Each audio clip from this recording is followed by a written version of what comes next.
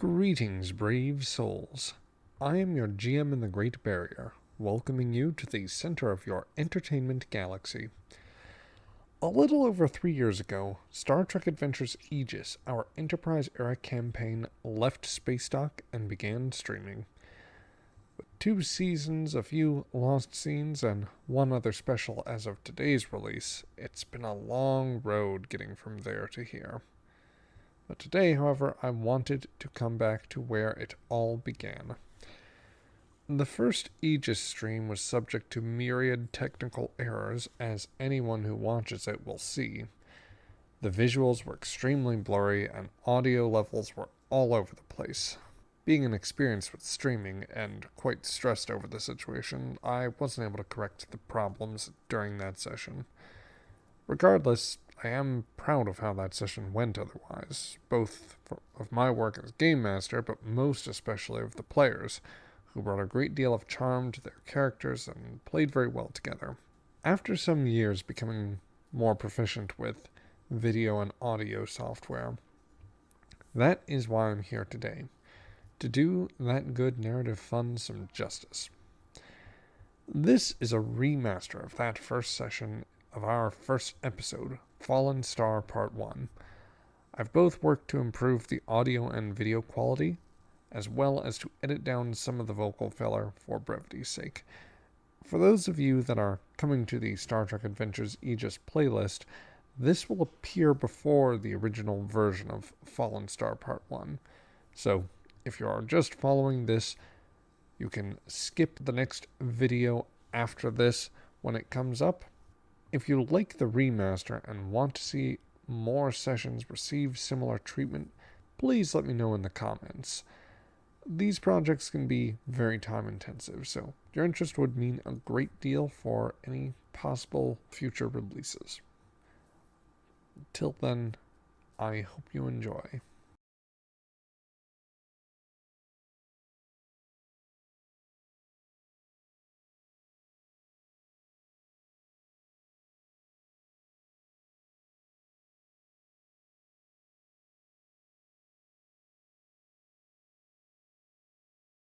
Welcome, everybody. We should be live now.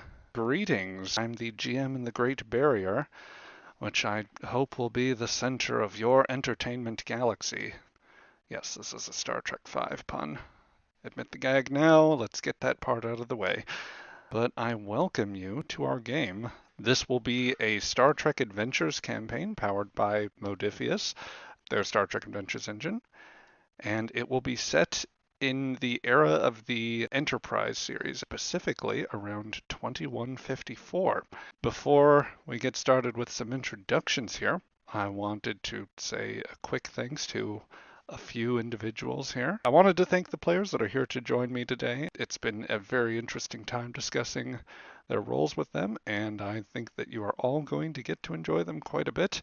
One to Modiphius for giving us an interesting engine. Thanks goes to ELH, one of the greats in our community, who also very much helped to inspire the overlay. There are numerous people along the way that helped me get here, and I cannot thank you all enough. But with that, we are going to introduce our characters here. I regret to say that our chief engineer will be absent for today, but you will all get the chance to meet him at a later point. So with that, let's go in decreasing rank order.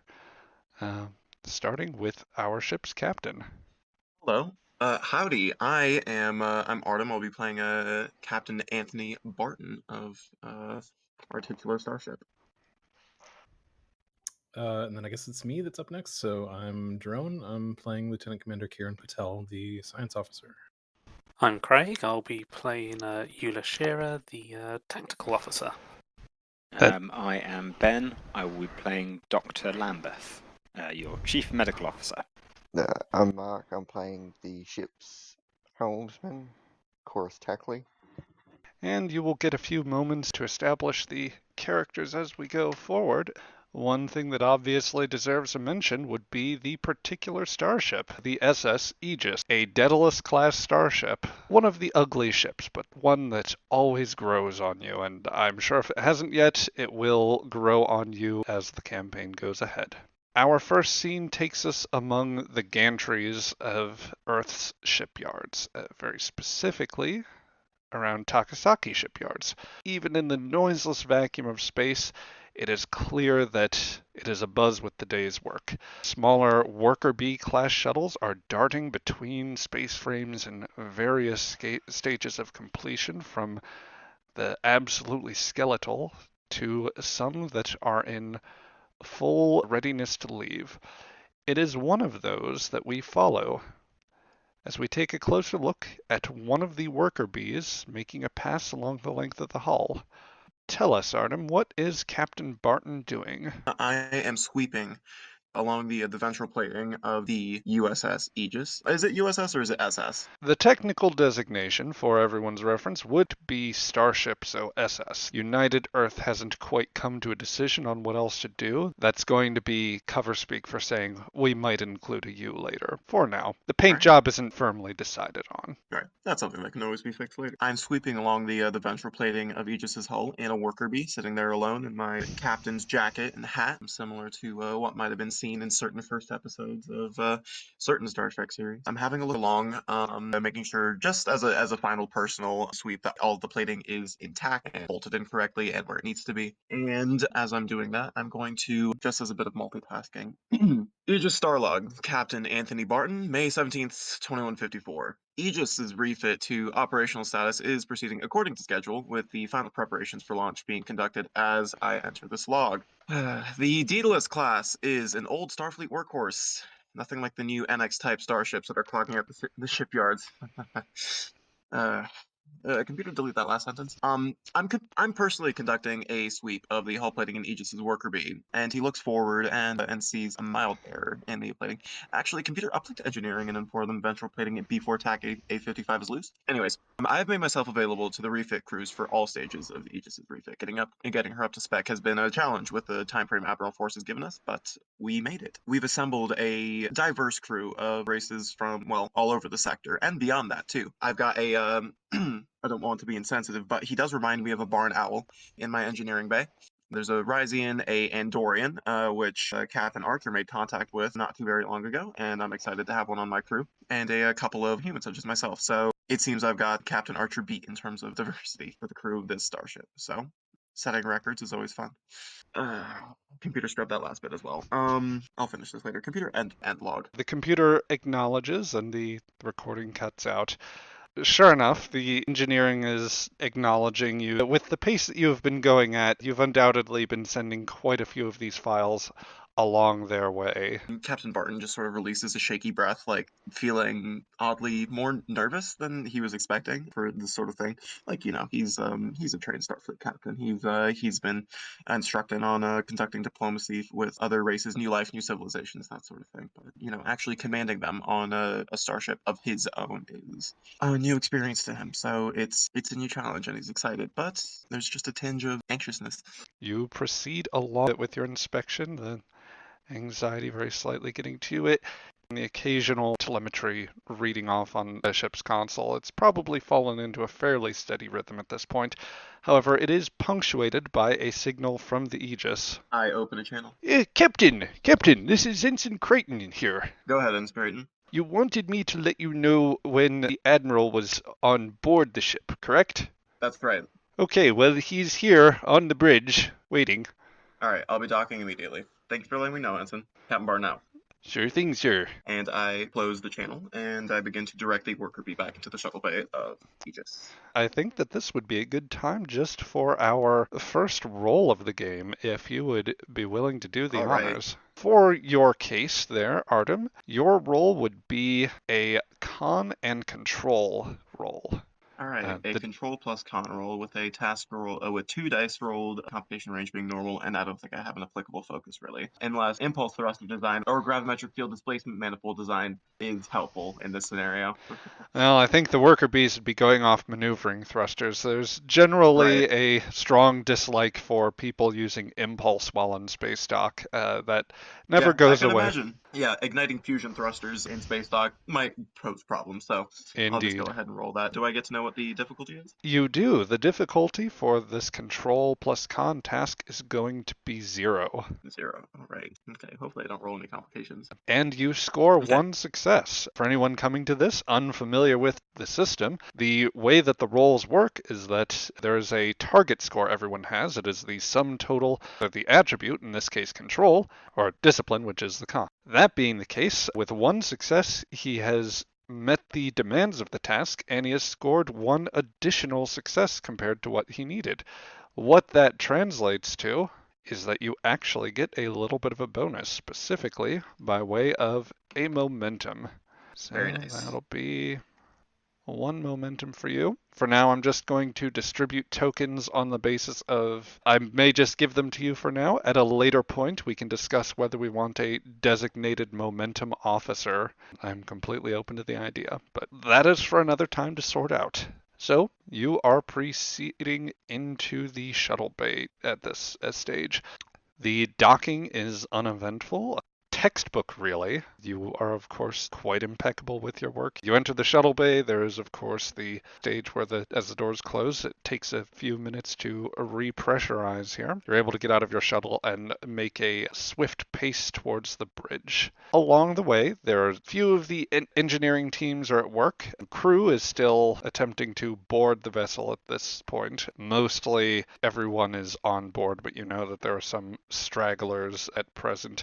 As you make your way up through the decks, crossing through the corridor that leads from the secondary hull into the primary hull, you may have cause to go one of a couple ways. You know there is a fairly direct turbo lift on sort of a further end, but you could bypass it very slightly if you wanted to make a stop by the transporter room. Yeah, actually, as I was sitting in the worker bee waiting to repressurize, I did actually have a thought about the transporter, how that might speed things up, because I did, burn a couple minutes just waiting for the shuttle bay to fill up with breathable air. So yeah, I'll swing by the transporter room and have a quick look at that before making my way to the bridge. Indeed, indeed. And that means that we will have a chance to have a little bit of character interaction here. So as you make your way by, we first are going to cut to the area in the corridor where it sort of breaks off into the transporter alcove, and where we have a few operations personnel steadily moving boxes and crates of things off of the transporter pad, all under the supervision of one Lieutenant Commander Kiran Patel. Yep. So Patel is standing here. He's like crossed his arms, tapping his foot, waiting, sort of pestering the crewmen who are manning the transporter. Come on. I know that the next one is supposed to be mine. According to this manifest here, it's supposed to be my very important shipment. The crewmen that are at work look to you. It's like, sorry, sir. I'm not your regular transporter operator. I'm more station personnel, and I barely trust how to work this thing. I'd honestly be surprised if I get the atoms all scrambled back together properly. His eyes widen. No. Do not say that. This is very, like I said, very important. Irreplaceable objects. Do you understand? Irreplaceable. Here, let me just get that console. And he comes over to the console and like hits a button and says, San Francisco, this is Aegis. Could you please inform me of the status of package Patel 1? This is very important that this is the next one on the transporter pad. Package Patel 1, we have it in the queue here. Sorry, it seems that, well, this is most unusual. It seems to be behind a crate filled with, why are there so many statues of Earth monuments here? Well, the quartermaster's given this alpha priority in any case, so we need one more to bring up here. If you would like to take over transporter duties, are you the regular chief? I understand that they hadn't made it aboard yet. No. This is the chief science officer aboard Aegis. Look, I can wait one more package. If you say it's one more, then that's fine. Oh, very well. Try to keep the flow moving. What's that? Oh dear. We may have a little more coming your way. Stand by, Aegis. He just goes, and like closes the channel. Nope. Or hands it back over to the crewman, I guess. At this stage, one Captain Barton would be walking through the corridor.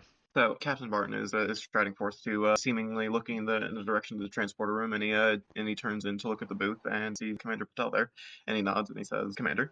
Oh, Captain, I'm glad you're here. It Is there a seems problem? that there's that. Well, it's not a problem per se. It's just bureaucracy down in at Starfleet Command. I see. getting some of these packages aboard. I very explicitly requested to have some very important scientific equipment sent up by a specific time, and that just does not seem to be the case. Is the lab not stocked? No, the lab is stocked very well. This is more for a personal collection of scientific artifacts. I see. I see. However, these are Um, highly mission sensitive and critical. Very well. Did you talk with San Francisco?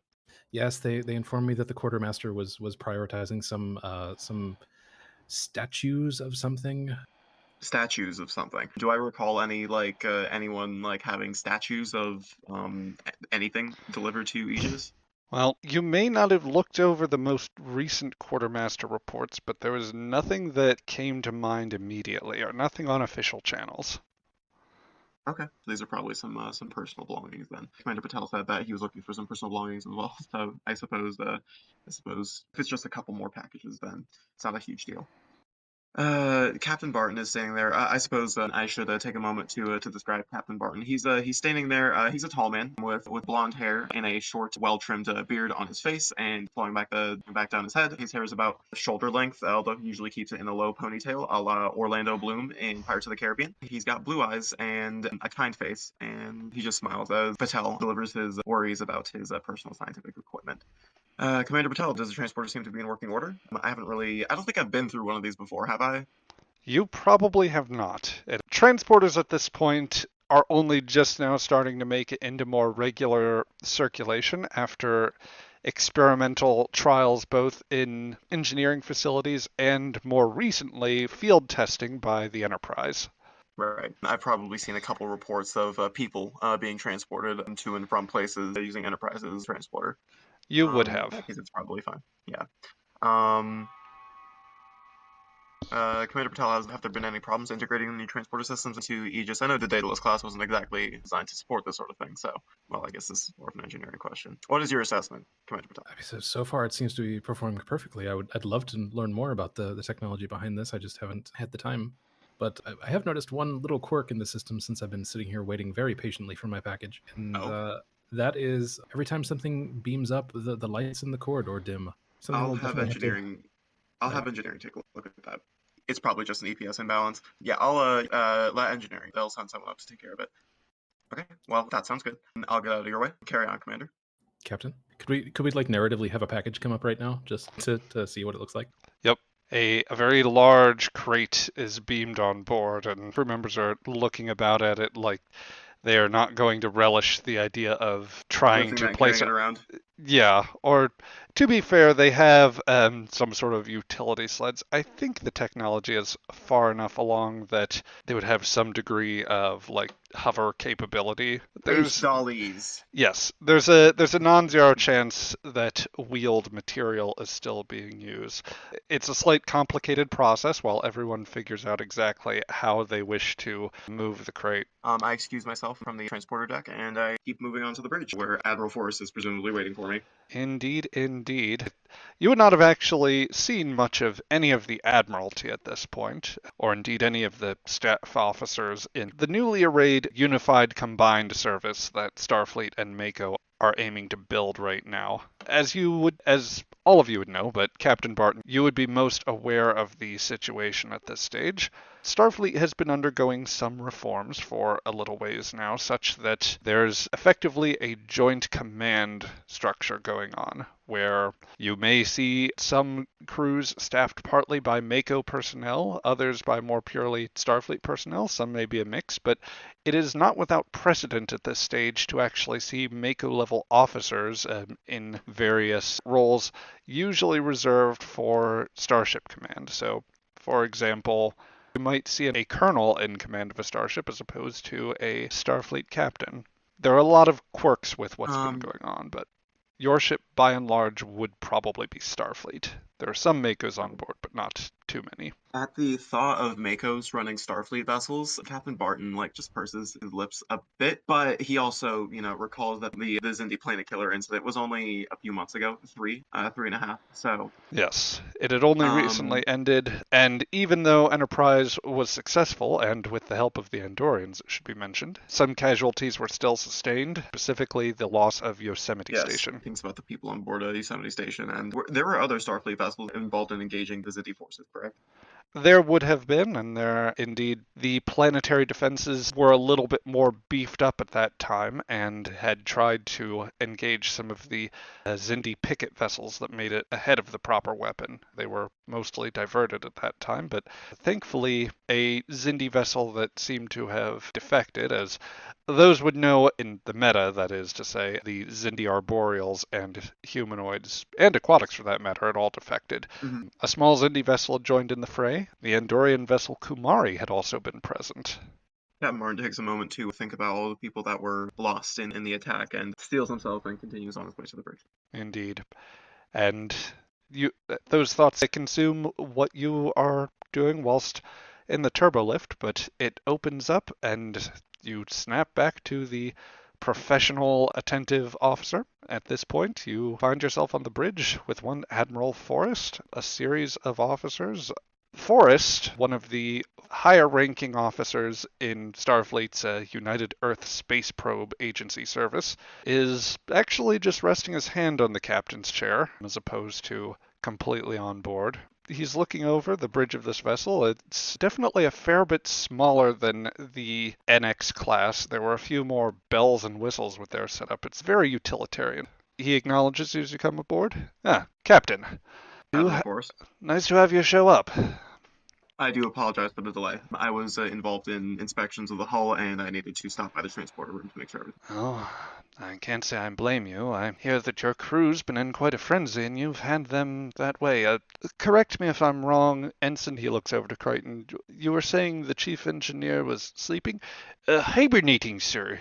He'll be out for the next 12 hours, it sounds like, from his current rotation. I have been speaking with the engineering teams, and he should be back on his feet shortly.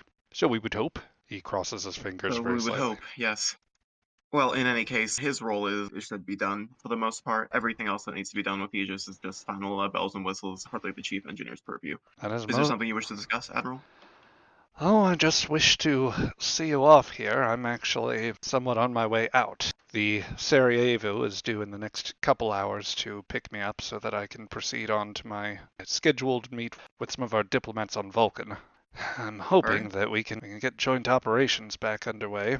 They obviously haven't been that happy with us ever since the Pajem incident, but I've got to keep trying. I can imagine. Well, I can also say that I understand Commander Narsu's been about, but you probably won't be seeing as much of him now.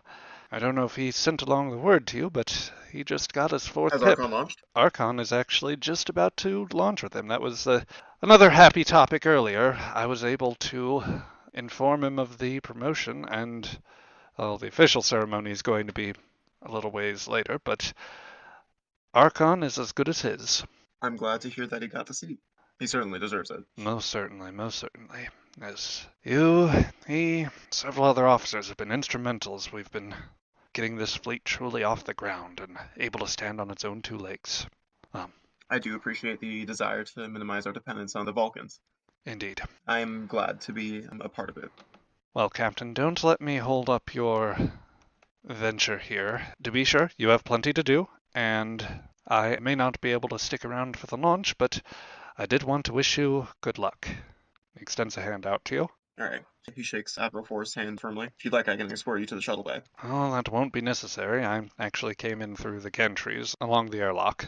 Oh, okay. The short way, though, well, I wouldn't want to take one of your shuttle pods, especially when it still seems like you're waiting for one to arrive here. I understand they've been quite busy. A few of my bridge officers are still missing, but I'm sure they'll be up in short order. Indeed. Captain, may the wind be at your back, and the road rise to meet you. Thank you, Admiral. Admiral Forrest will make his way off of your bridge and into his next venture. So, we cut down to Earth, where a slightly thinner gentleman who's walking amongst the grounds, Ben, describe Dr. Lambeth. Dr. Lambeth is a kind of somewhat scrawny, a little skinny guy, fairly average height, maybe a little smaller. His head's not quite on a swivel, but he's keeping an eye out as he's walking along. Little bit of ginger hair, pale face, like nothing. A little bit of stubble, where he's kind of shaved, but not all that recently. and he's just probably wheeling a suitcase and like with a medical bag. So, Dr. Lambeth, you were out and about on the grounds of Starfleet's general complex. You know that you are bound for a shuttle. Refresh my memory. What would your baggage roughly look like? Yeah, it's not much, kind of like enough to put in a suitcase plus his like medical bag of stuff. Yeah, so suitcase isn't much, like basically just some clothes packed in there, like probably a couple small personal items, but not much. Very much something that you could pack in 5 minutes and walk away with. Kind of almost sort of lives out of his suitcase a little bit. Indeed, indeed. So, as you were moving about the ground, you see a cadet class running by. It's an odd sight, but I suppose you wouldn't necessarily know as much, not having started out through Starfleet. It does seem that a Mako drill instructor is running alongside the cadet class, and has some of the cadets even going with some sort of chant as they run to keep them going. It wasn't anything that was ever suggested in a brochure or any material that you might have looked at, but you do understand there's been some very slight changes around Starfleet grounds. So, at this point, the Mako drill instructor actually stops by, noting your uniform. Lieutenant, how are you doing today? Yeah, all right. I've got a posting up on the Aegis. Just heading over there now. Gonna catch the last shuttle. Ah. Do you need anything? No, sir. Just make sure everything's okay. Shuttle should be around that way. Pointing towards a sort of hangar bay-like structure not too far off. Do you just make your way there, or any sort of perusing around the grounds? I think I'm mostly just gonna make my way there. Yeah, just have a not too. I guess makes his way there leisurely. Like he's not rushing, but he's also not gonna go too slowly, and he's not taking a detour or anything like that. Fair enough. So you make your way to a hangar where you find a shuttle pod that is indeed marked as one of Aegis's shuttle pods. We'll call it Shuttle Pod 2 for their purposes. And it's a most unusual sight, as there seem to be a string of operations officers that are bringing in a set of small boxes, seemingly rolls of, you might guess, their lags, just all manner of things that are being loaded into this craft. Okay, I'm gonna go up and sort of take a peek. I'm gonna ask one of whoever's doing the loading. Sorry, I didn't realize I was gonna be on a cargo shuttle. I thought I was. Oh no, you're the person that you flagged down. He pulls out a tablet from basically a sort of utility vest that he's wearing. You're on the right shuttle pod. Dr. John Lambeth. Lambeth. Yeah, this is exactly your shuttle pod. It's a lot of flags, is it? Oh, all sorts of things, but your co-pilot, he's got a little bit of pull here. Just a few odd favors. I'll tell you what, he's exactly the person to spend a bit of time with, getting to know a new locale. Good to know. Is he in the ship? Oh yeah, just on board doing some pre-flight checks, and maybe a couple more boxes here. You keep up the good work. I'll head inside. Yeah, sure thing. And he leaves you to it. The side hatch for the shuttle pod is already a cramped affair, but the shuttle pod itself, its interior, is considerably crammed. A number of the other seats, including the co-pilot seat, are very likely occupied at this point. More oblong boxes, thinner but longer things are kind of stacked between some of the walkways that one might have come in through. So it's going to be very difficult negotiating things here. I'm actually going to ask you to give me a task and a roll in order to get through here. All right. This will be let's call it fitness and medicine. Test your reflexes here. And the difficulty on this task is going to be 2, so you must roll 2 successes. Okay. Yeah, I don't think I've got any fancy stuff I can do with that. So let's just roll. All right. And that is actually 3 successes. So you are undoubtedly used to moving in tight spaces that might be a little more difficult. And you do so with such poise and grace that you don't knock into anything or knock over anything. You just manage to fit on the one unoccupied chair. And at this point, I'd say that you probably come to the notice of the pilot in the front seat. So, Mark, go ahead and tell us a little bit about Lieutenant Junior Grade Chorus Tackley. Ryzen. Yeah, junior lieutenant, standard uniform, looking very standard Starfleet. Not looking any different. And he's just taking all the pre-flight checks and waiting for the rest of the passengers to board. Indeed. And indeed, your other passenger has come on board at this point. Morning. Oh yeah, you're the pilot? I take it I'm Dr. Lambeth. Junior Lieutenant Tackley, sir. Lovely. Oh right, yeah. I'm your superior. Huh, that's funny. Don't mind that. How you doing? Fine. Happy. Glad to Good. hear it. I don't know, is there a right answer to that question? Probably not. I'm excited that I get to go in space again. Yeah, space sure is a trip. I'm going to say by the sounds of that, you haven't been in space for a while. You have a reason for that? Doing Starfleet stuff, learning, graduating, so Ah. not much time to space then. Yeah, well, I've been travelling mostly. Lots of space, but mostly the planets in between. Yeah, Anyway, this stuff's all yours, is it? Because there sure is a lot of stuff here. you gotta get some souvenirs from every place you go to, memorabilia, Just as this is being said, somebody comes in. Sorry to interrupt there. Chorus, I just want to, again, thank you so much for that one other night, showing off that one nature trail you found. Oh, so great. I managed to grab you all the baubles and the sort of jiggly head things from that one theme park you liked, you talked about so much. I don't remember. I don't want to risk a copyright thing. Let's do this. And he just passes that in. Did you grab the snow globes as well? I did get you a snow globe. Hold on.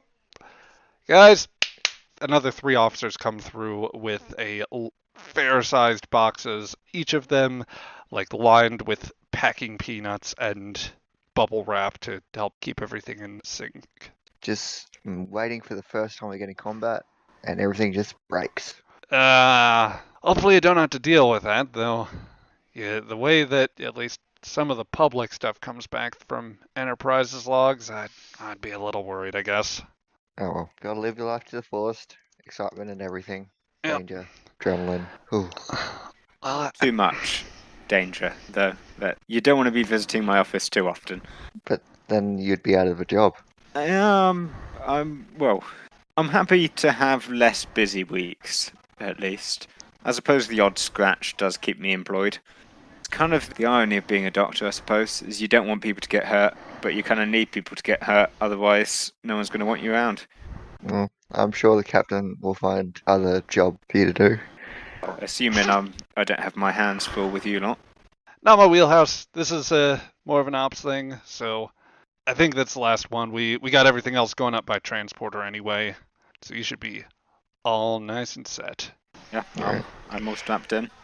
I'm ready when you are. Yeah, I'll wait for them to leave, start taking off, and go as fast as I can without breaking regulation. All right. You don't want to break regulations, but would you like to push them a little bit? Yeah, I would go just not fast enough that I would get in trouble, but fast enough that I shouldn't be going that fast. Spectacular. Let's call this a daring and con roll then. And I'm going to set your difficulty to 2. I have small craft and helm operations. Those both Focus. apply as focuses, so roll. That should be 2 successes, so you just meet. The engines kick online. The inertial dampeners a short moment behind. Give you just enough oomph to where you get out and you feel it very slightly, but not so much that you break any of your souvenirs, Chorus. Rocketing upwards to the ship, and you steadily break orbit.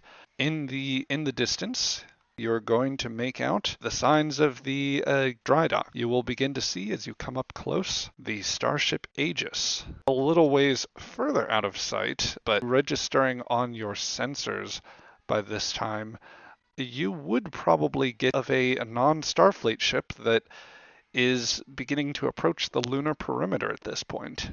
Do I recognize the design that you want to say? Yep, it reads as an Andorian vessel, one with a special distinction because they were one of the heroic ships that intervened in Earth. We cut aboard Imperial Guard vessel Kumari. Lieutenant Shira, still in your guard uniform at present. You're coming aboard the bridge for what may be the last time, on orders specifically to report to an officer that you have known a long time and may even call a friend. That would be a one Tarm Chiorka? Would that be accurate? Or Yeah, Tom Chiorka. all right. Senior Lieutenant Chiorka has ordered you to come to the bridge here. Take a moment. I'm getting ordered by Tom to do anything, but okay. Ah, Lieutenant. Yes, Good. Lieutenant. That's Senior Lieutenant to you. Yes, Senior Lieutenant. He smiles a little bit. I've been reviewing some of the personnel queries that have come up lately. I was actually preparing to file in a message to the medical officer, as I feel that there's a need to inform them that a member of the crew may not be of their right mind. I want your opinion on that. A member of the crew might not be of their right mind. Whatever do you mean by that, Senior Lieutenant? He holds up a pad that's in his hand, and it displays your file and service record, and a picture of you for good measure, which at this point, Craig, go ahead and give us a little description of Lieutenant Eula Shira. Eula has got typical Andorian white hair going down past her shoulders, worn loose. She's not exactly the tallest Andorian around, and her usual perky antennae are a little bit more twitching with frustration at the minute. Oh, you really must be crazy, Lieutenant. Eula, I still don't understand why you're taking an assignment aboard a pink-skin ship. I mean, attaché certainly, and maybe a desk job, but you couldn't have maybe erred towards a more dangerous assignment than being on one of those ships, like a guard post atop a crate of live grenades. Okay, a desk job? I have never taken a desk job. If ever anyone attempts to give me a desk job, I'm going to beat them to death with the desk. Anyway, the human ships are fine. I've read Commander Shran's reports about the Enterprise. It seems, maybe a little several decades out of date, but they're nice, I guess. A little several decades. They barely have atomic and antimatter weaponry scattered throughout their fleet. Low-yield pulse cannons. They don't even have shields aboard their ships. I'm aware of their...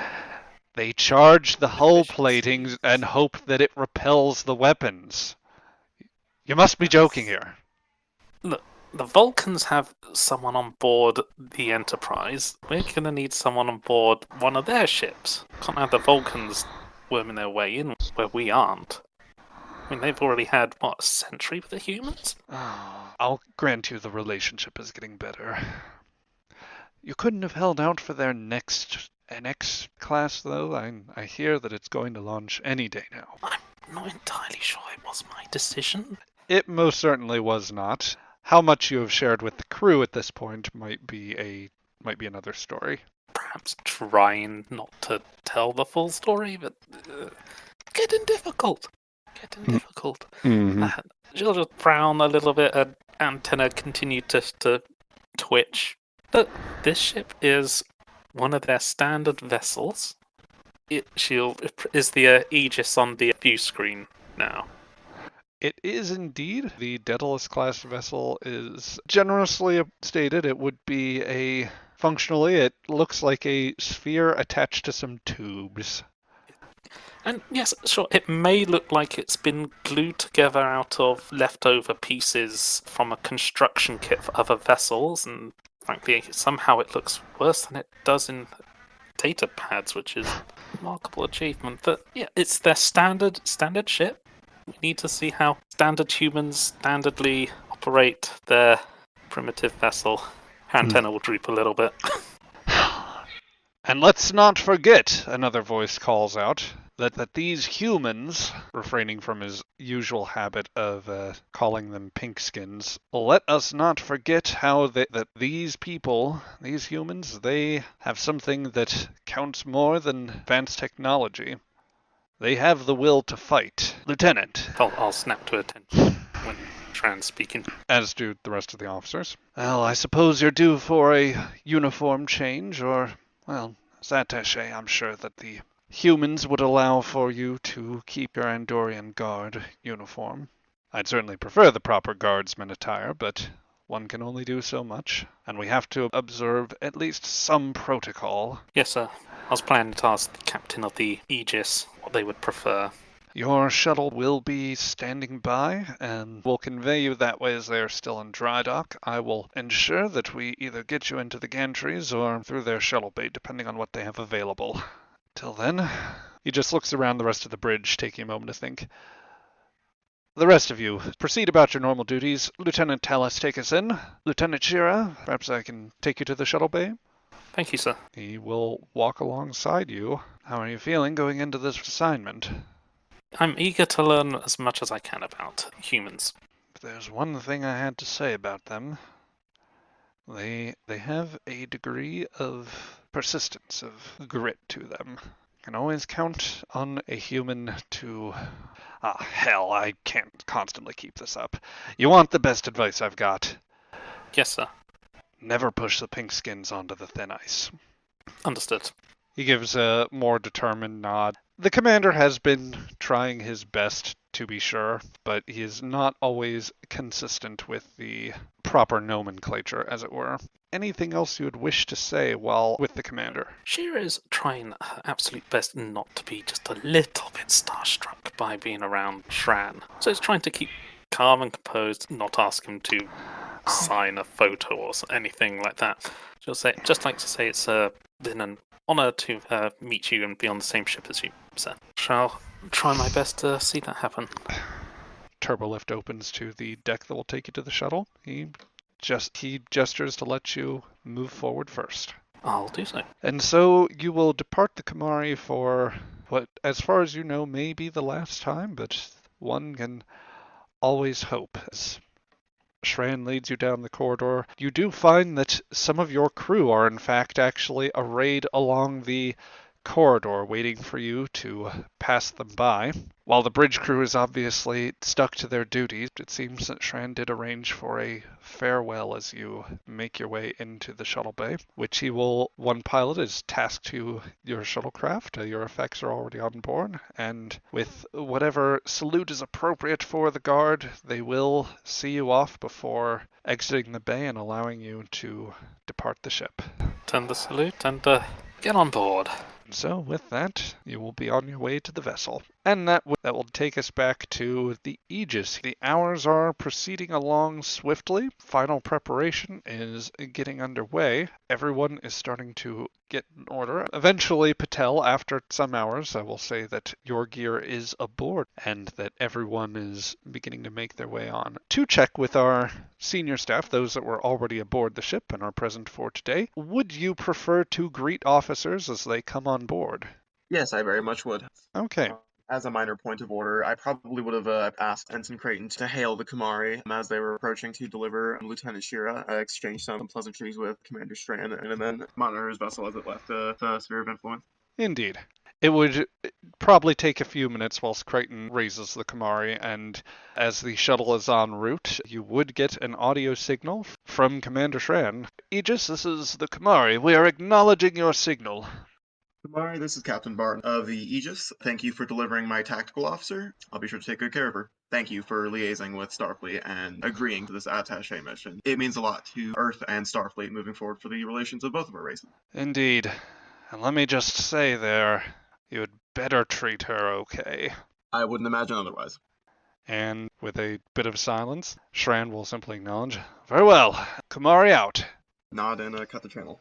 Ensign Creighton will also inform you that the shuttle pod with the last of your senior bridge personnel, very specifically Lieutenant Junior Grade Corus Tackley and Dr. John Lambeth, are both set to come aboard. I will head down to the shuttle bay to meet them there, and I'll take over for whichever officer is handling the shuttle bay controls and guide them in myself. Indeed. Lieutenant Commander Patel, once your gear is safely on board, would you prefer to be there as well?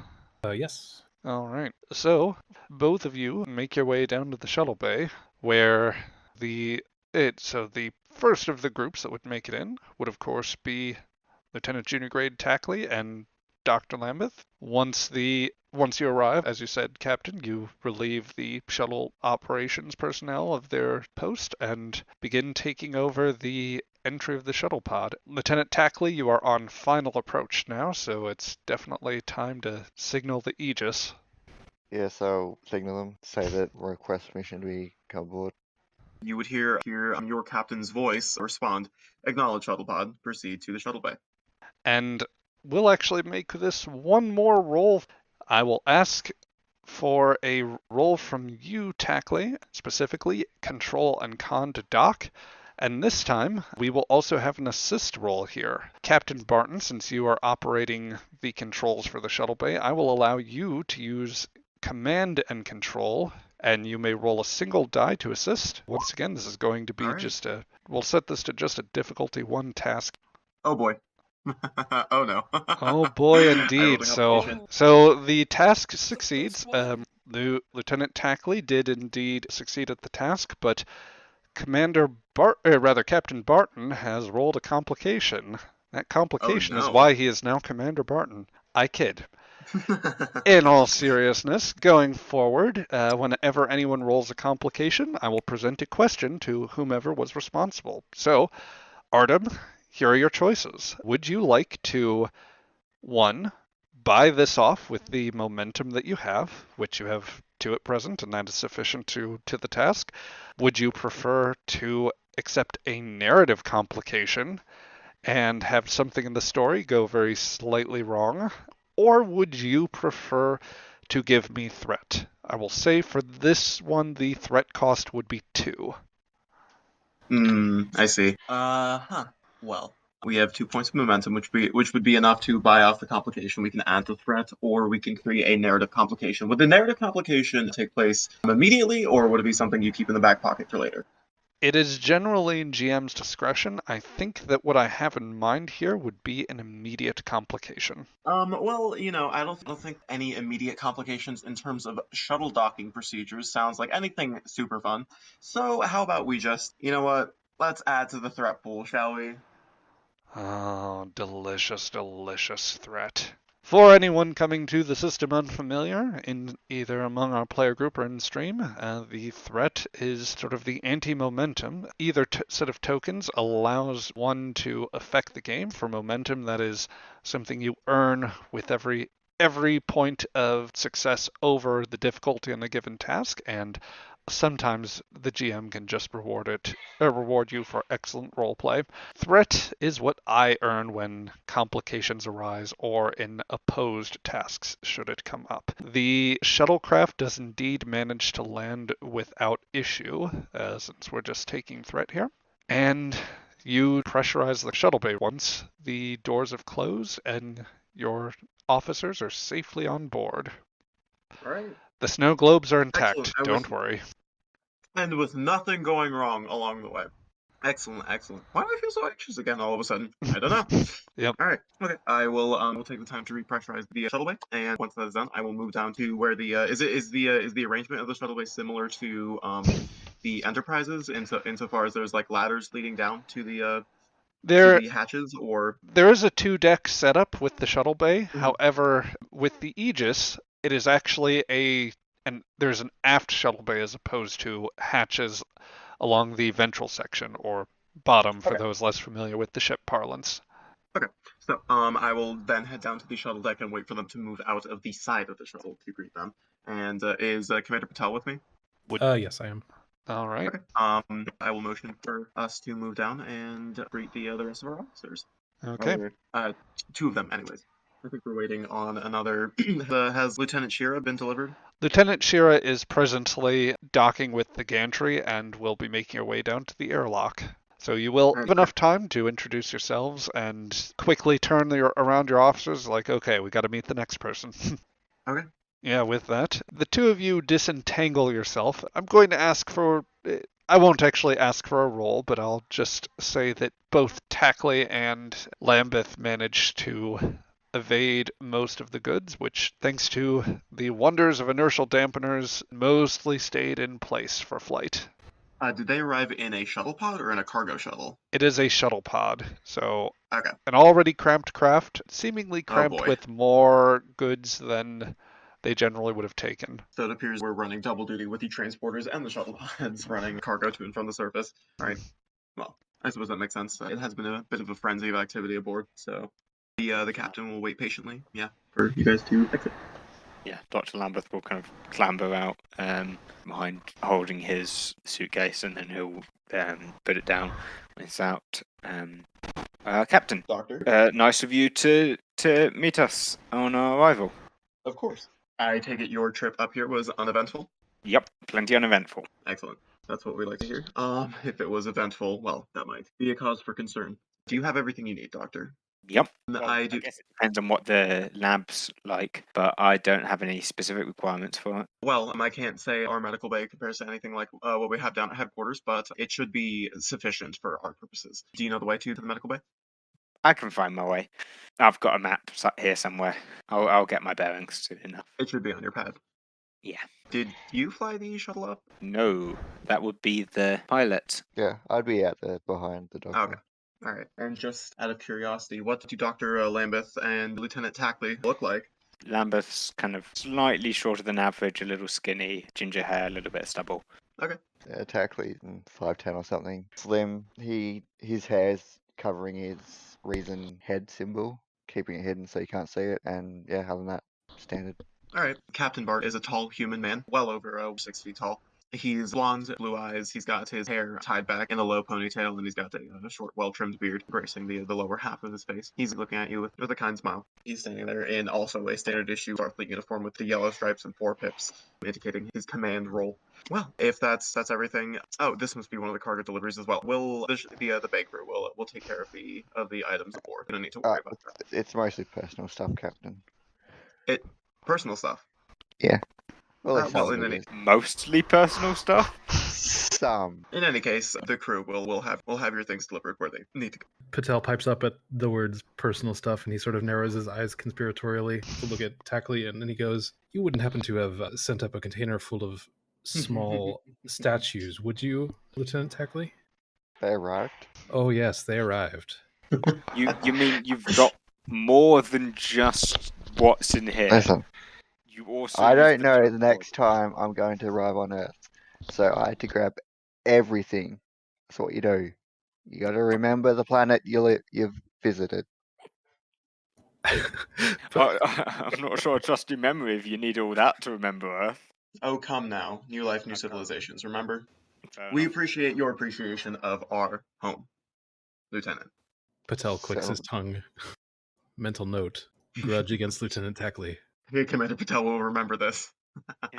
Yeah. Also, I don't think I described him. He's like sort of like average height, average build, maybe a little bit of a paunch. He's older than most of you, I think. He's probably like pushing 40. Similar to the captain, like has long hair back in a ponytail, but it's like dark, like black hair, reflecting his Indian heritage. He's assessing you. He's judging you. He's one of these people. He holds the grudge for the minor thing.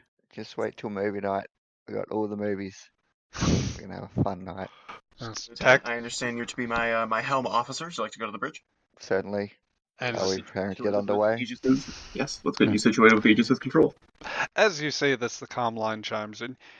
"Oh, sir, you wanted me to let you know when Lieutenant Shearer was about to board the ship." Yes, thank you, Ensign. Yes. Which airlock? Or starboard? That would be starboard airlock, sir.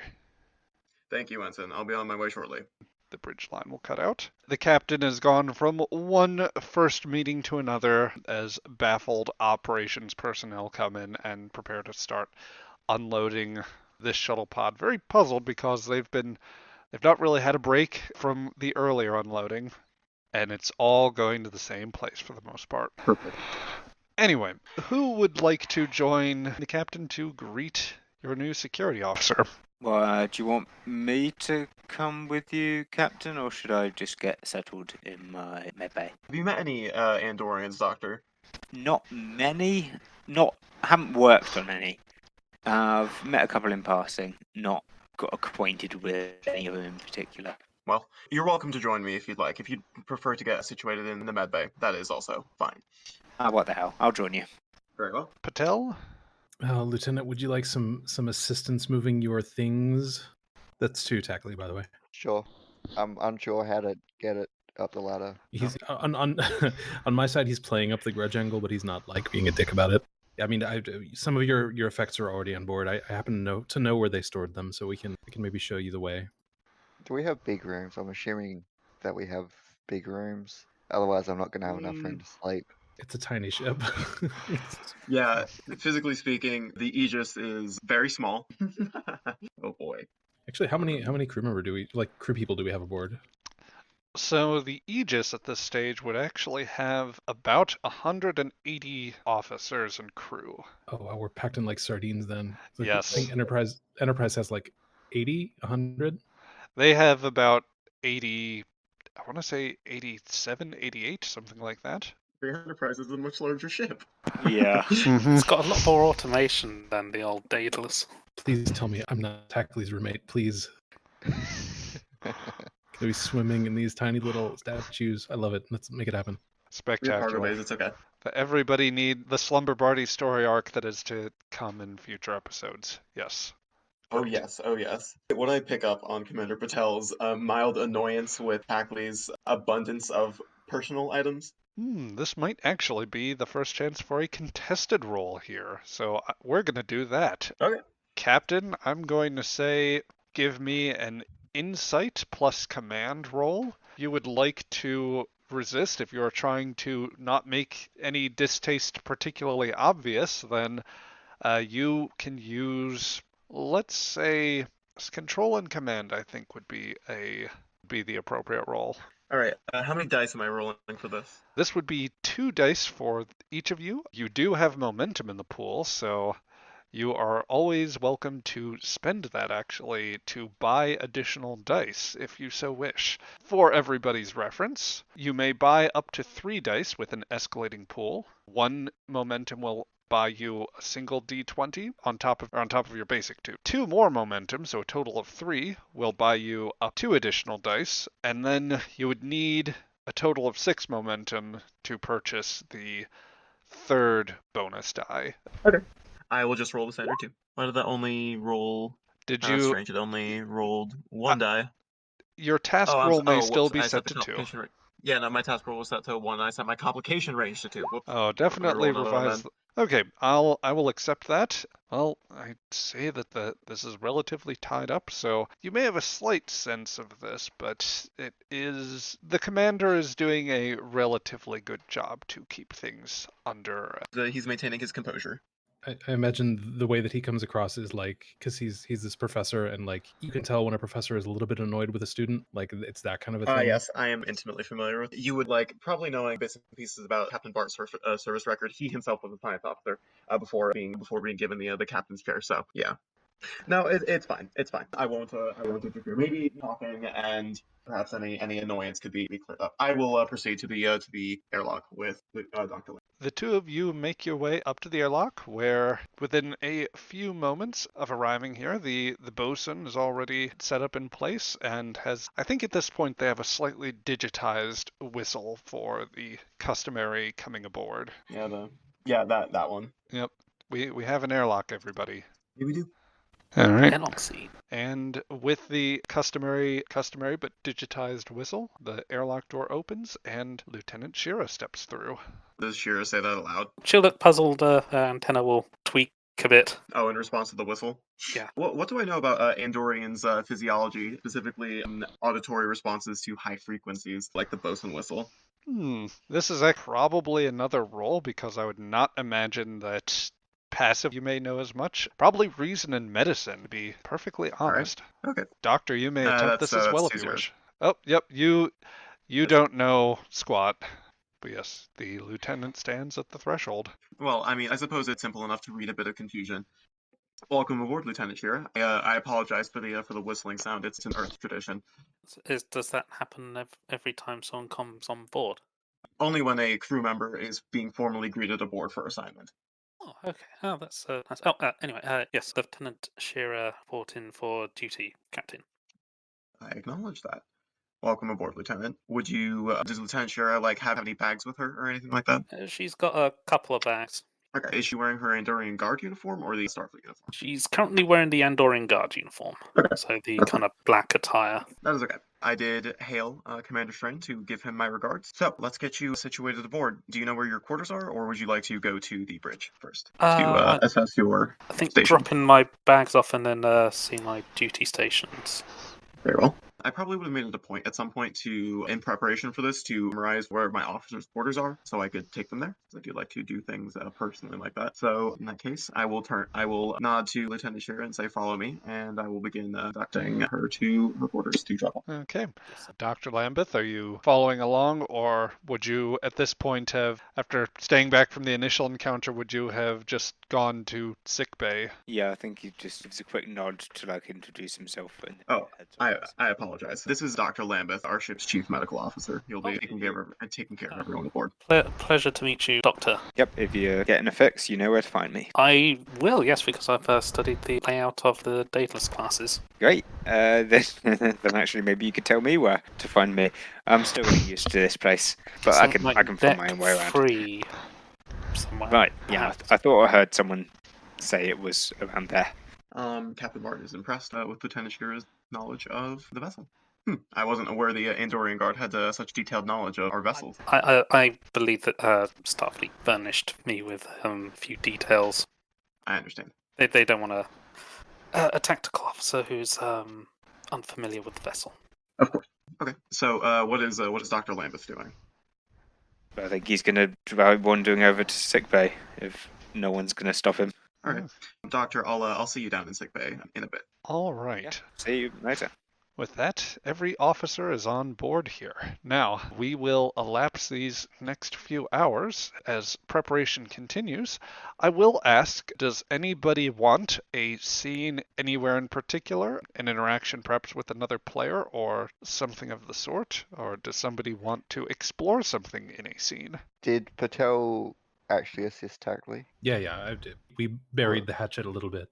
As you were assisting him, he would have explained where he got some of the items and why he got them, reasons for why he got them as well. Just out of curiosity, I don't really see a need to do the whole scene for it, but like what are some of the stuff? Like what do you? So yeah, stuff from parks and just novelty items, snow globes, stuff like that. Like maybe a snow globe of Statue of Liberty. Pretty much just the world, like. And maybe to get off on like a more friendly note, and maybe I would have shared some stories about like the various cities that I've studied in and places that I've been on like scientific whatevers. I've lived in London and Paris and Berlin and New York and everywhere, and try to make that connection. I like the bars in London. Yeah, I'm all fun. Research, it's not that interesting. Cool.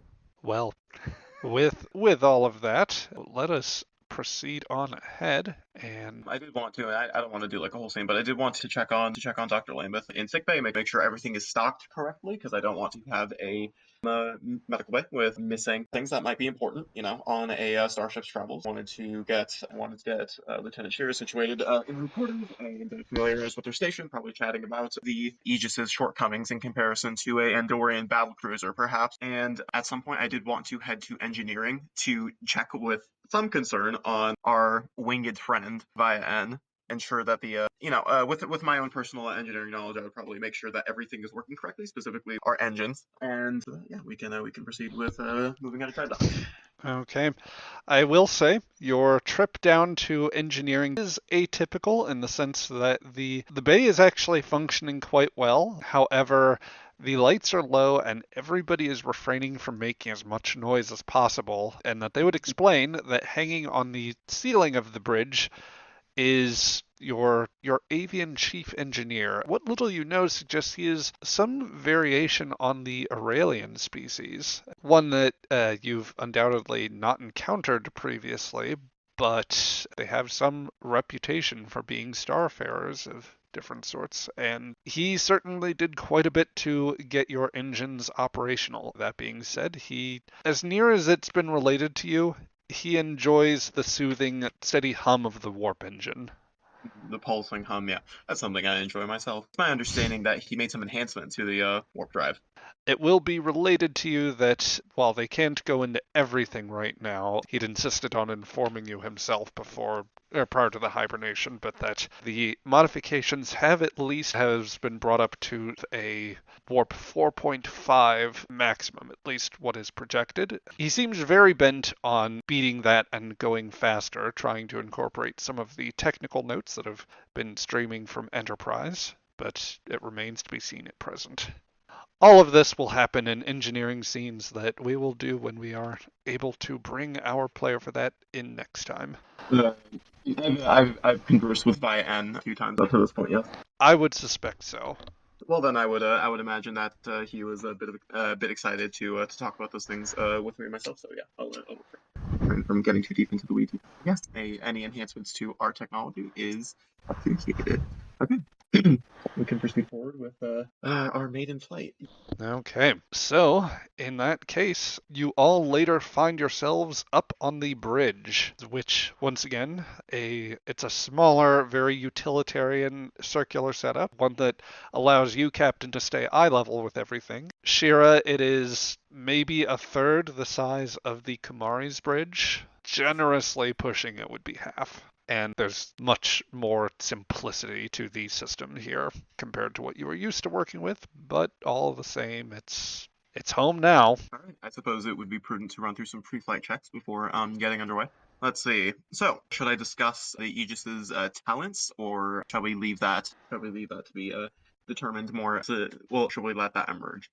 That will, I think, would most naturally come out as we go, so we will discuss more of this, but for those that are curious, we are moving with this particular Daedalus class has taken on a Pathfinder mission profile, so their general directive or specialization will often entail exploration of new frontiers and beginning the sort of first wave of exploration in some locales. More specifically, however, you have a current set of mission directives. This is going to be the trial run for the Aegis after it was brought up to specs. So you will be taking this out of drydock, and with a very quick sort of jaunt around the solar system, you will be testing out ship systems in order to make sure that they are effective. The primary objectives will function around engaging propulsion, just to make sure that you can in fact move around without too much difficulty. It will also give you the chance to run sensor sweeps and test some of the weapon systems. Make sure that the ship is leaving dry dock fully functional. I can assure everybody, March 17th, 2154 is a Thursday, so everything system-wise that was needed was brought on board 2 days ago and installed. Very well. Excellent. Okay. Ensign Crichton will turn to you. Sir, I have received word from the dockmaster they are prepared to disengage umbilical supports and allow us to clear moorings. All right, go for it. Disengage umbilicals and Lieutenant, fire up maneuvering thrusters and clear us from dock. Captain. You can roll if you want the extra momentum, otherwise it's just going to be a simple minor action to allow the Aegis to kick off. Would you like one more, basically, momentum grab there, Tackley? Yeah, I'll roll. Alright, control and con, and this time I'm going to ask somebody to roll for the Aegis. It is always a single dice roll, and there's always a focus added. It is going to be control plus con for Tackley, and then engines and con for the ship. I'll roll for Aegis. So it's engines and con. And it only rolls one dice. Correct. Wow. Jeez. Well done. We got 6 successes. Yes, they did. The GM will not lie to you. They rolled critical successes on every single dice roll. We leave the dock at warp 5. Leave the dock at warp 7. Yes. Gotta go fast. Gotta go fast. In all seriousness, as the final cables and docking clamps are disengaged from the Aegis, of course, the thrusters, they respond seamlessly, but give you a nice little oomph. The inertial dampeners are keeping you from feeling any of that real acceleration, but the main thruster fires from the primary hull section. It's located actually inside the spherical component, and with that you dry dock effortlessly. Ensign Crichton is going back over this. Well, sir, it looks as though from here we should be testing impulse and warp drive, and it seems that they want us out by the Oort cloud, sir. Well, it seems prudent to first make sure that the impulse drives are working correctly. Lieutenant, land a course for Luna and engage at 1/4 impulse, and then take us up to full impulse once we clear higher authority. So, Once again, one more roll if you so wish. This time the ship will expend 1 point of power as it moves up to impulse drives. Damn. That is a I talented... fly. I like to fly. He does like to fly. Oh boy. This man is styling with the Daedalus class vessel, which is not an easy task in and of itself. Maybe I should start increasing the difficulty here. No. To be fair, that'd be more of a daring thing if I were saying that you were styling on everyone. But yes, to clarify, that was a difficulty 1 task, which means that's those 4 successes you scored. That is 3 more on top of this. You are not only completely filled with momentum, but you have 5 momentum just floating outside your pool. There's a maximum of 6 that can be held from scene to scene. Floating momentum, however, goes away as you transition away from that. So I'd say once you test propulsion here, this will probably, once you finish that, I'm going to be generous. The GM will allow you to hold on to the floating momentum until the scene properly changes. What then would you like to do with it? We blow up the moon. No. No, we do not blow up the moon. Dear. So probably because of the maximum speed of our impulse drives, we probably get to the orbit of the moon within moments, a minute at the most. Most I certainly. think, I think the average cruising speed of impulse drives is like, a not insignificant fraction of the speed of light. At full impulse, it's generally restricted to about 1/4 the speed of light, so it is quite fast. The engines could probably be pushed faster, at least in later eras. Probably actually not applicable to you, but I think that it's generally restricted to that in order to refrain from dealing with too much of a time dilation effect, which impulse can... Yeah, that's a risk with higher impulse. Warp drive not so much, because it is not you that's moving. It is space rather that folds. Okay. We learned science here. Yes, we learned science here. Well, yeah, okay. Well, with Lieutenant Corius's expert flying, I suppose, yeah, we arrive within orbit of the moon within moments. Well done, Lieutenant. What was next on the checklist, Ensign? I'm asking the communications officer. I am so sorry, sir. Sorry, there's been some distracting news I've been getting in my earpiece. Allow me to switch it back over. We do have a test of the warp drive to take us out to the Oort cloud, sir, and then they wanted a weapons test fire selection, and United Earth Space Probe Agency branch has logged a few objects which would be okay for targeting. We are to also test sensors and probes if we so wish to identify them and then proceed with targeting and neutralizing them. Yes, that's what we're doing. Very well. It does not take an insight test to note that Ensign Crichton, it does seem a bit distracting. Ensign, you mentioned some distracting news. Would you care to elaborate? I was just monitoring some comms traffic.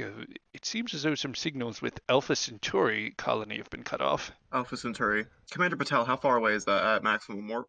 Oh god, do I need to roll for this, or can I just make up a number? I can tell you that in terms of how far away it is, that should be, somebody correct me if I'm wrong here, that would be... 4.7 light years? Yes. So that we would get there at the speed of plot, Captain. I understand. We've lost contact with Alpha Centauri. Is that what you're saying, Ensign? It seems that all lines have, appear to be out with that. Command seems to be assessing that. I think that they're moving it off of the regular traffic in order to sort things out. But if orders come for us to investigate, I will certainly relay that to you. Very well. Are there any other starships in the Sol system that are undergoing trials such that we are? Are there any other Starfleet vessels in the immediate vicinity? So yes, there are other Starfleet vessels. They are mostly of the... we can't... Yeah, they are Enterprise as far away on a mission whose details you don't know. However, there are still some vessels available. They mostly fall under the Intrepid class cruiser space frame. So for those familiar with Enterprise, it'd be the half-saucer setup, nacelles, kind of a scrunched down Enterprise. There are the smaller Delta-shaped Ganges class vessels as well. They're primarily on defensive patrols and capabilities. They are a bit slower than you are otherwise fairly capable, a little smaller too. There were other ships that would be in the sector normally, specifically specifically, the Makos are running a fleet of the old Marshall-class vessels as well, but they are also presently out of system, so far as you know. Just did a quick Google on the warp speed update. At warp 5, we would get there in 12 days. Yes. Plot convenient speed. No. I think the way they explain that away in the earlier series is that warp travel was faster. It was easier in the earlier days of Star Trek, and something subspace conditions have changed in the galaxy. So now warp travel is slower in the more modern eras of Star Trek. So speed of plot, really. We will sort this out, to be sure. But anyway, I will keep you apprised, Captain, as I learn anything more, sir. Lieutenant Hack, lay the course of the Alpha Centauri system and engage at warp 2. Stop us at the barrier of the warp cloud so that we can continue our shakedown. But be in a position to move should the order come through. You don't wish to try out maximum warp, Captain? Not inside the system, no. Yeah, I lost the old blood course. So this will be one more control and con roll, and I'm going to ask for one more point of power from the engines here. Also, the ship may, of course, roll engines and con to assist. How do we recuperate power?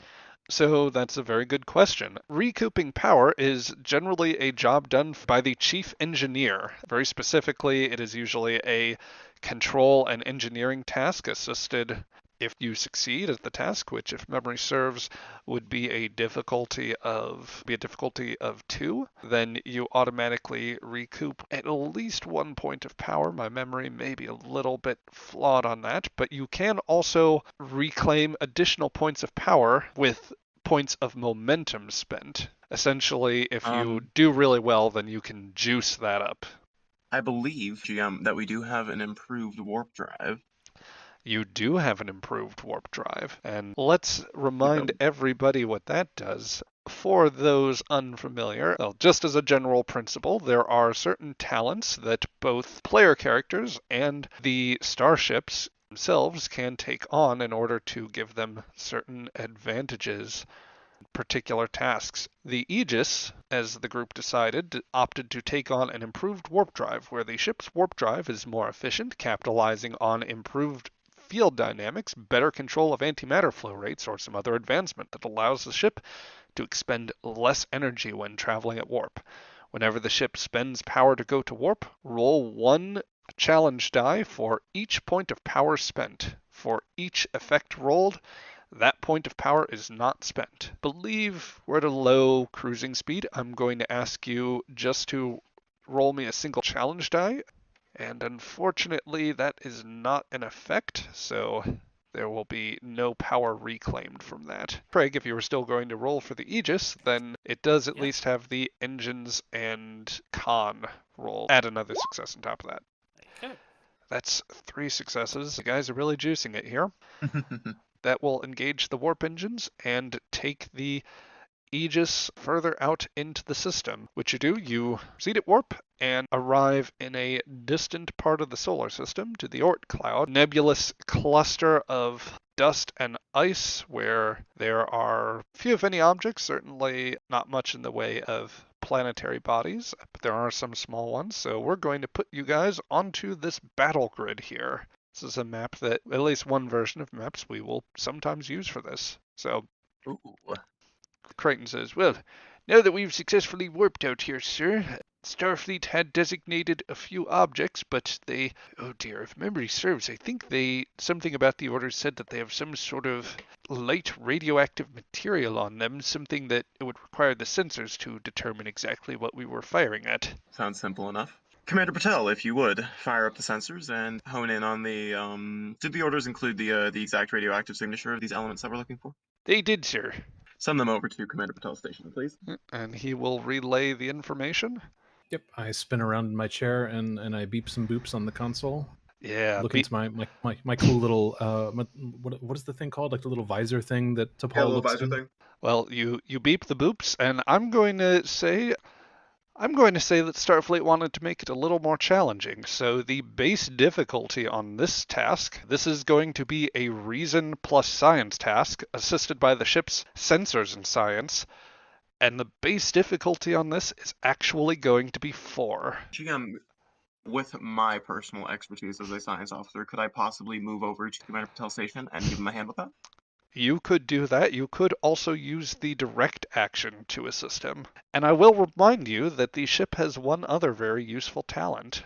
Yes, oh wait, no, that's my sheet. We also have the Advanced Sensor Suite, sound, which, if I recall correctly, any roll assisted by the ship's sensors, difficulty of that is reduced by 1. Indeed it is. So that will go down to a difficulty of 3. So, but the task roll is still 2 dice, right? Yes, you still only roll 2 dice to start, but you do have momentum that you can We have spend quite to a buy bit of additional dice. momentum. Yeah, you could buy you could buy the 3 additional dice at the cost of, oh geez, I think it would be 6 momentum, which, It's like less than half of the momentum we have stocked up. yeah, So it's always, if I remember right, it's like if you want to buy 1 additional dice, it costs 1. If you buy 2 additional, it costs 3 or something like that, right? exactly. It escalates for every dice you purchase. So the first die is 1 momentum, the second die is 2 additional momentum, the third die is 3 additional momentum. That is correct. So we could do up to 3 additional die. Okay. Yes. And you could Uh, have the captain assist you with a direct or just going over your shoulder and Direct would be using my command. I would be using my command and my what? Presence. Command and presence, or I could use my expertise as a science officer and use my reason in science, most likely. Yes. Yeah, what was my attribute? Was it also reason? Your attribute is also reason and science. Okay, so I'm maxed on both of those. So I'm comfortable with buying 1 or 2 die, sure. Okay. Plenty of momentum. Yep, so 3 out of the floating pool will go to that. Okay, so then I make my task roll 4. Correct. And I will give Commander Patel a hand personally, as opposed to using the direct action, and of course the ship sensors will lend a hand. So Cool. I don't have a focus for this, so here we go. Boom. That is 4 successes. Gosh. and I'll roll my own for 1 task. That is no successes for me. Yep. Shall I roll for the Aegis? Somebody wishes to roll sensors and science, that is also acceptable. Alright, I'll do that real quick. And the ship also gets an additional success. Okay, so Commander Patel, as you find your work, you do find that Barton's a little bit over your shoulder, and maybe he's trying to mess with a few inputs, trying to help you find this. He's very well intentioned, but you find that it's unnecessary to the work you're doing. At least it's not in the way, though. You identify a few objects with an unusual radiometric signature, which we will call 1 potato, 2 potato, 3 potato, and no more. As a note for Captain Barton, we do have more advanced sensors on this ship. You do get the sense that Captain Barton, in spite of his ability, these sciences, he does seem to be more used to more, well, for lack of a better term, outdated sensor systems. So he is as much attempting to help you as he is personally trying to familiarize himself with the sensor systems aboard the Aegis. So. It's cool. Like Kieran doesn't, like, you don't get the indication that he's nerved about it or anything. Okay. All right. Captain, I'm detecting what looks to be baked potatoes. Baked potatoes. Interesting. All right. Ensign, it's my understanding that we are to proceed with a weapons test with all due haste. Yes? Indeed, sir. We only need destroy enough to test the weapon systems, specifically our phase cannons and the spatial torpedo launchers that we have, but nothing stops us from destroying all of them if we want. Do you wish to give in to the bloodlust? I will return to my captain's chair, and I will nod to Lieutenant Shira. Lieutenant Shira, please engage for us a tactical alert. Let's bring in phase cannons online and put a rising hull plate in. How many torpedo tubes do we have? There, I believe, would be 2 forward and 2 aft. Lieutenant Shira, load. 1, 2, and 3.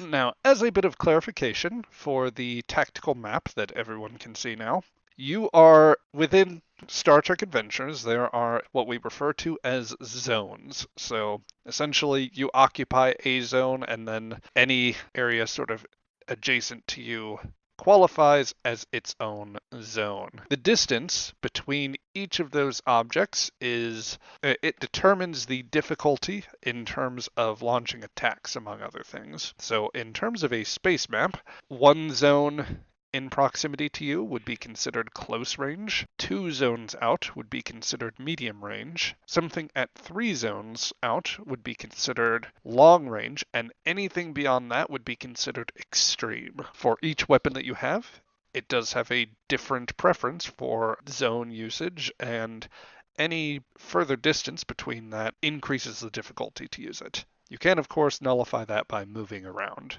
So, with that quick explanation, as it stands, you have one in one in medium range presently, one in long range, and then one at an extreme range. How do you wish to proceed? So what would we like to do? Because we have 3 systems aboard. We have our phase cannons, we have our torpedoes, and we have our grappler cable as well. Might be a good chance to make sure that's working as well. This is me speaking as myself. I don't want to always be unilaterally making decisions as the captain. Yep, by all means. I encourage people, when you have decisions before this, as the players, you are welcome to chat amongst yourselves. I say destroy the one at medium range with the phase cannons, launch torpedoes at the longer range one, and then close in on the third and use the grappling hook thing. I was kind of thinking it might be fun to grapple one of them and then toss it at another.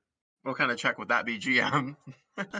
Oh dear. To slingshot one of the rocks at the others. I feel like that would probably require a control and security roll. No, maybe even daring and security with that. Assisted by the helm with control and con, because you are... Can do that. Although, I guess for grapples we'd have to get in really close. Yes, the grapple cable is also a close range. Yes. Any other thoughts? Ben, Drone, any other things that you'd want to try? You need not destroy all the targets, but so long as you test out what you have is all that matters. Yeah, I've got no. Same. Yeah, no plans.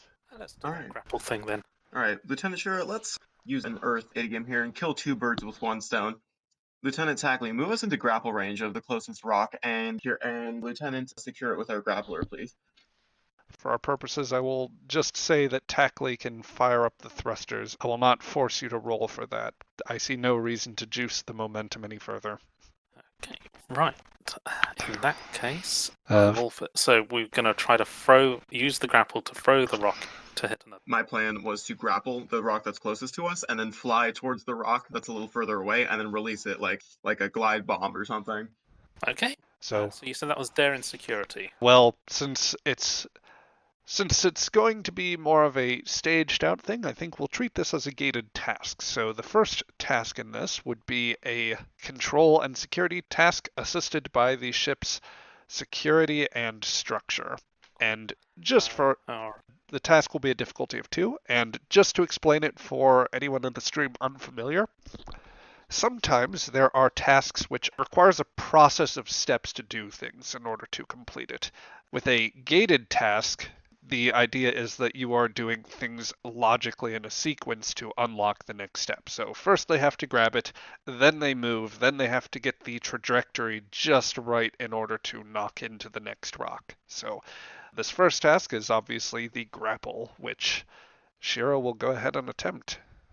Alright, I've got a focus in shipboard tactical systems, so I hope that covers the grapple. GM, I also have, as the commanding officer, I have the direct action, and I have a talent that lets me use it twice per scene. What exactly does a scene mean for the purposes of this? I would say for the time that you are on this particular map here, Okay. and sort of in the same sequence of events, would be disrupted if we had to go elsewhere on the ship, or if we had to cut to something else for whatever reason. Okay. I will let Lieutenant Shura roll. I'm going to use my talent bold security to buy a 3rd dice and give the GM a point of threat. I like hearing that. Music to my ears. You're going to be hearing that a lot. Yes. All right. Very nice. Okay, fire. Nice. Okay, and that will give you a excess point of success. So that will be, 3 successes. You get 1 point of momentum, once again floating. Does the ship roll as well? The ship may also roll with security and structure. Security and structure. All right.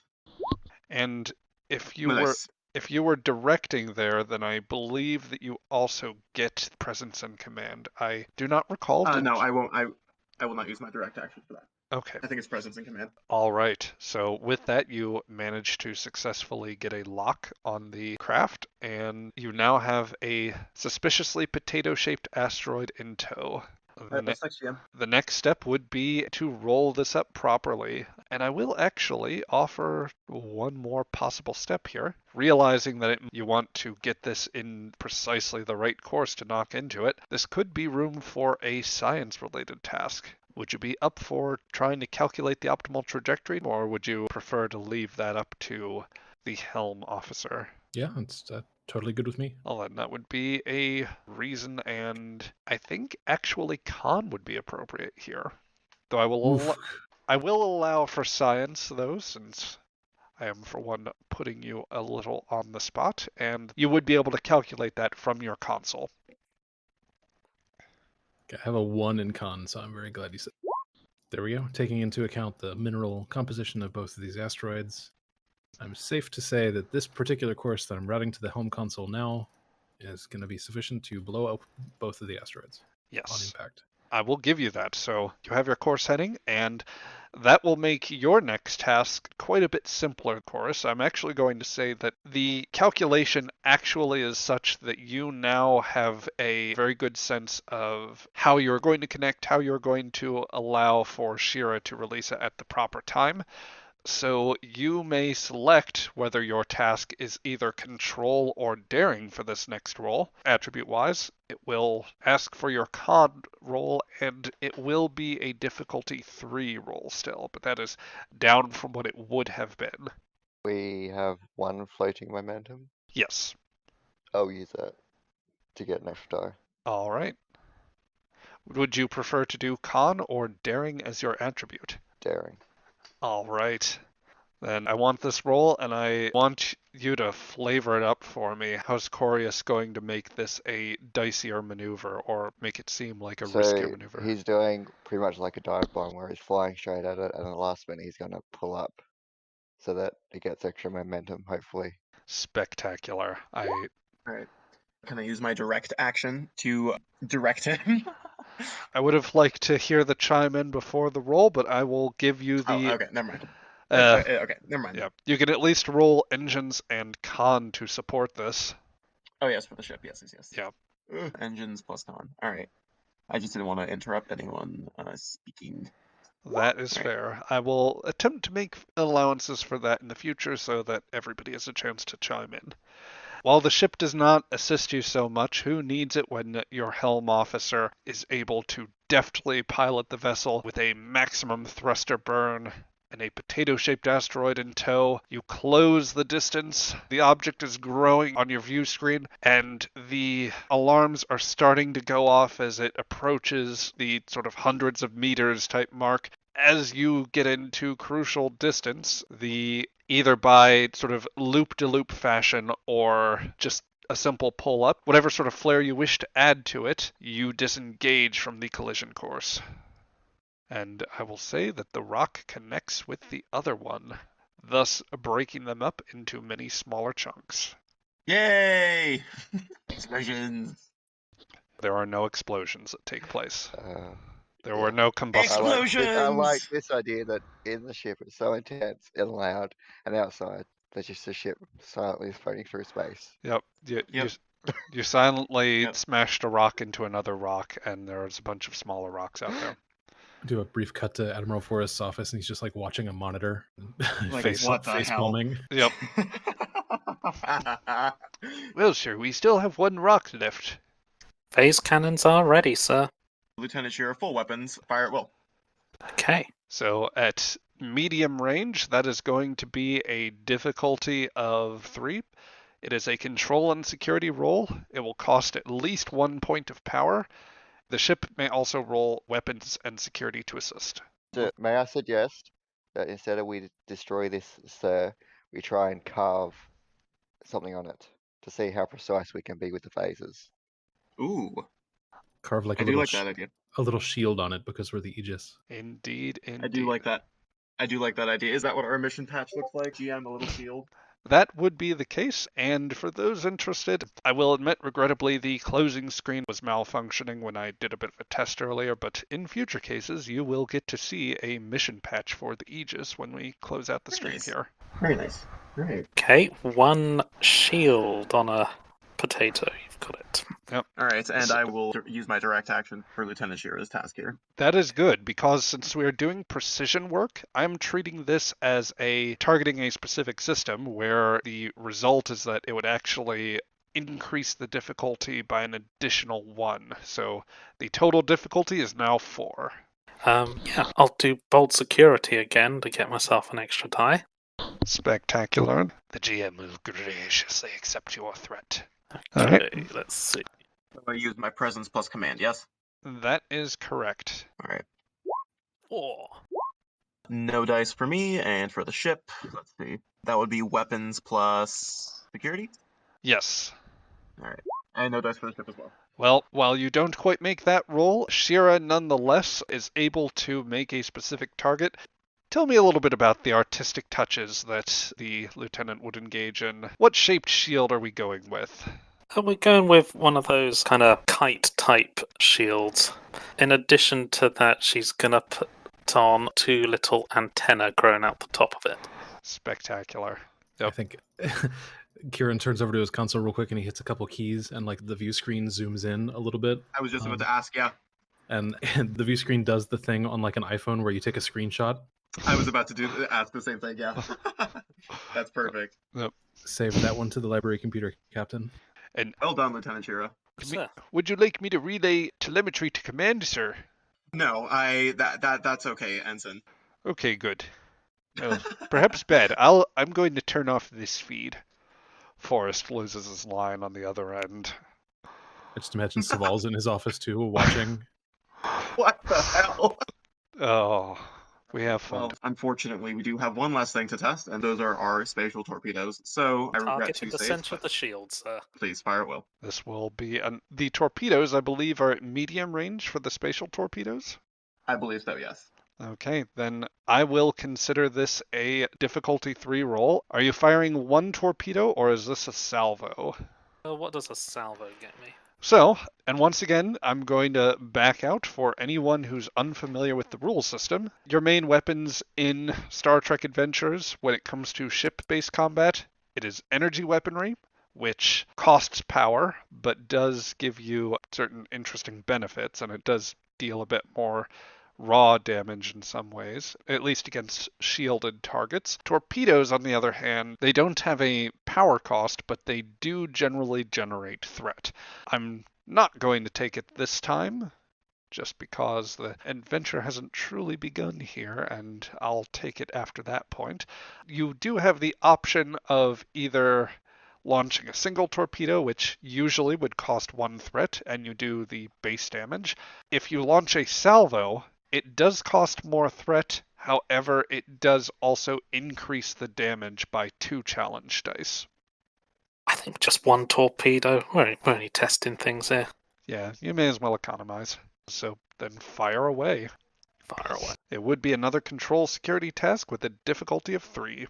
Difficulty of 3, okay. I'll do bold security again. Keep giving that threat. Oh boy. Juice the threat. That's not going to come back to bite us. 3. Excellent. All right, the ship may also assist with weapons and security. Does anyone else want to roll that? I think the captain needs to take responsibility. Ah, yes. Very well. Hey. 7. Oh, good. Oh, good. Right. Our weapons are awful. Well, this time I am not forcing you to roll damage, and I'm just going to say the torpedo fires out of the bay and lands squarely in the midst of the shield, shattering it asunder along with the rest of the rock, so you are all good. Hooray for violence. I encourage violence. Very well. Lieutenant Shira, what is your assessment of the Aegis' tactical systems? They are performing exactly as expected, sir. Raise an eyebrow at that. Very well. And now I'm going to spend 2 threat as our plot gets underway. Sir, there's a channel being broadcast from Alpha Centauri, all frequencies. Put it up on the view screen, Ensign.